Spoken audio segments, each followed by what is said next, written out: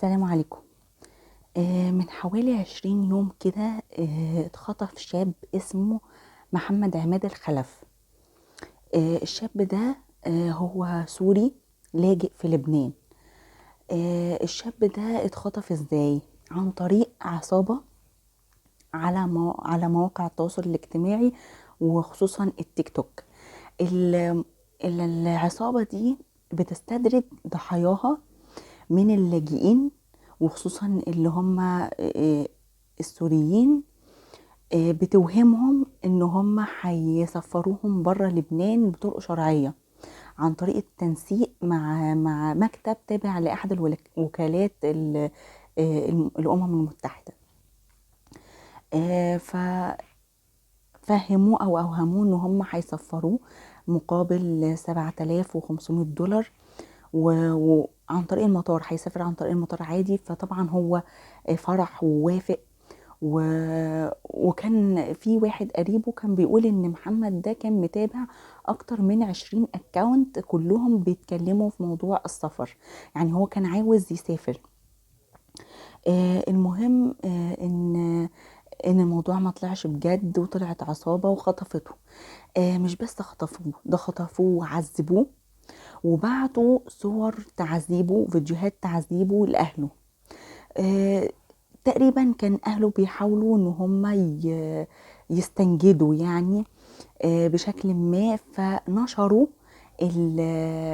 الفيديو بتاعته أو مقاطع الفيديو بتاعته على مواقع التواصل الاجتماعي، وكان فيه تفاعل كبير قوي عليها. طبعا الكلام ده ما عجبش الخاطفين، ف لما ما عجبهمش الكلام ده بعتوا تهديد لأهله انه لو يعني ما مسحوش المقاطع دي هيقتلوه. آه الراس المدبرة للعصابة دي حسب موقع اسمه العربية دوت نت بيقول ان الراس المدبرة للموضوع ده عصابته مكونة من لبنانيين وسوريين.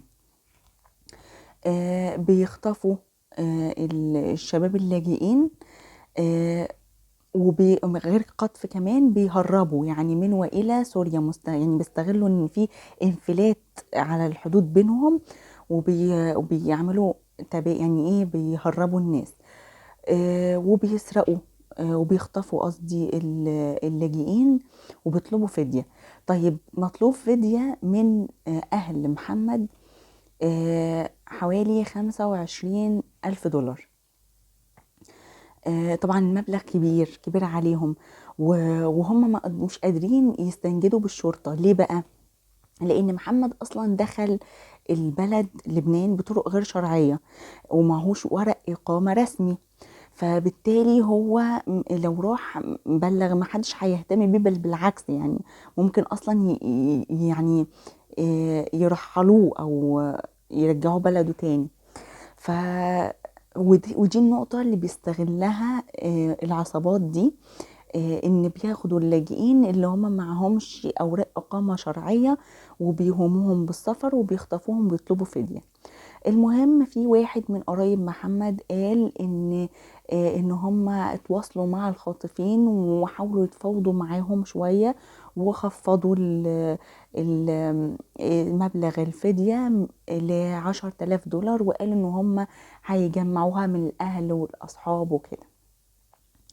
آه، الحادثة دي ما حصلتش مع محمد بس، كان في 5 قبل كده قبل محمد. ورغم ان السلطات والامن بيحذروا من العصابات دي اللي بتبقى منتشرة على التطبيقات وعلى مواقع التواصل الاجتماعي، الا ان بيحصل حوادث خطف برضو كتير، نتيجة ان الناس يعني بتسعى الحلم وعايزاه نفسها فيه، بس مش عارفة تحققه بطرق شرعية، فبتلجأ للكلام ده. آه آه يعني أسأل الله السلامة ليه، وربنا يرجعه لأهله بالسلامة يا رب. وربنا يسترها مع الناس كلها، ويا رب اللاجئين الباقيين، يعني اللي عرفوا بالقصة دي وبالحادثة دي ياخدوا بالهم، وبلاش ان احنا نسمع لتطبيقات او نسمع لمواقع تقول لنا حاجة حتى لو احنا عايزينها من غير ما نتأكد، ومن غير ان احنا ما ينفعش نثق ثقة عمياء، لان بيبقى فيه حاجات كتير وهمية. على فكرة ده مش بس بيحصل للاجئين في سوريا، ده عملي يعني عصابات الخطف المنتشرة على مواقع التواصل الاجتماعي كتير جدا. وفي يعني من ضمن الحاجات في وظائف اصلا، يعني كمان بقى مش هجرة، لا وظائف بتبقى برضو محاولة استدراج للناس مش اكتر، يعني بتبقى وظائف وهمية. آه، في لبنان في تصاعد وعنف ضد اللاجئين السوريين، خصوصا بعد ما اتقتل آه، قائد لبناني على ايد عصابة سورية بتسرق العربيات. فالوضع بالنسبة للسوريين في لبنان مش كويس خالص. يعني ربنا يلطف بعباده، وربنا ينجي محمد وينجي كل المخطوفين. وخلي بالكم من نفسكم، وبلاش تسمعوا كلام اي موقع او اي حاجة فيها سفر او فيها شغل او اي خدمة ممكن تتقدم، الا اذا كنتم متأكدين 100% ان الحاجة دي مظبوطة او كويسة. لازم تاخدوا حذركم، الحذر مطلوب ولازم، يعني عشان ما نقعش في المحظور زي ما حصل كده ومحمد ده اتخطف. ربنا يرجعه لأهله بالسلامة ويصبره.